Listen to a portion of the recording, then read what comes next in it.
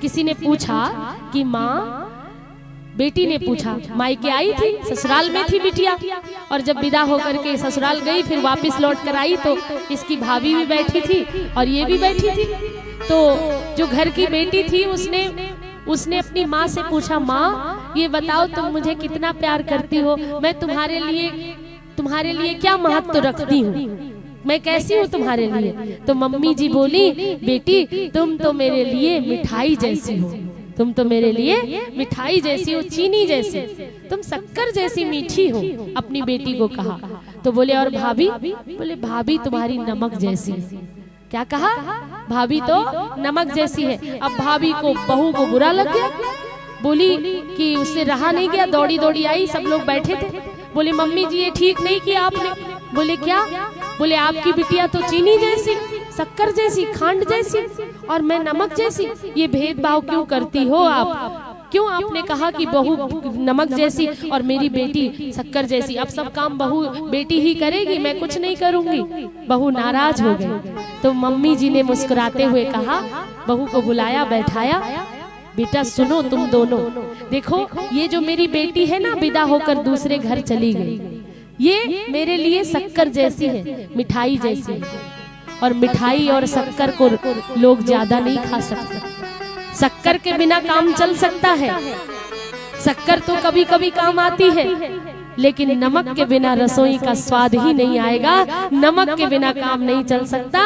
इसीलिए मेरी बहू तो मेरे परिवार में नमक जैसी है, जिसके बिना मेरे परिवार में काम ही नहीं चल सकता। अब बहू खुश हो गई।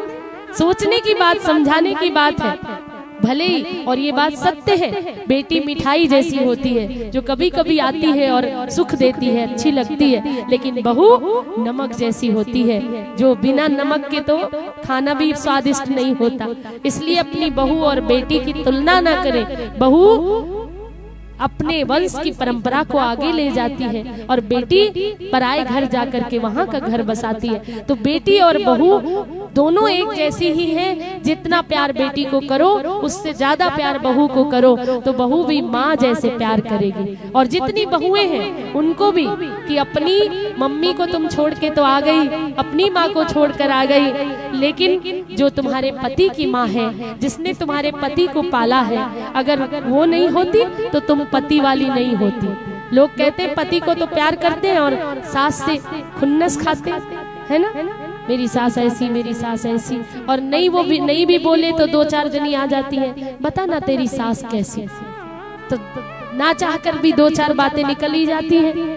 तो मम्मी जी जो सासू माँ है, जिसने तुम्हारे पति को जन्म दिया, 9 महीने तक कोख में रखा, फिर रात रात जागी, बीमार हुए तो कंधे पे लेकर के रात भर जागती रही, नींद आ रही पर सोई नहीं, जरा भी खांसी आई तो रात काली हो गई, पूरी रात बैठी रही।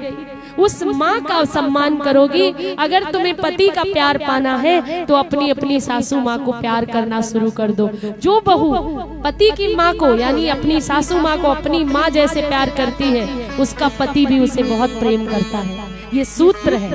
कोई भी बेटा अपनी माँ की बुराई कभी नहीं सुन सकता अगर वो सच्चा बेटा है। इसलिए लोग बहुएं क्या सोचती हैं, हम अपने पति से तो कर रहे हैं बुराई, ये नहीं सोचती कि उनका बेटा भी है ना।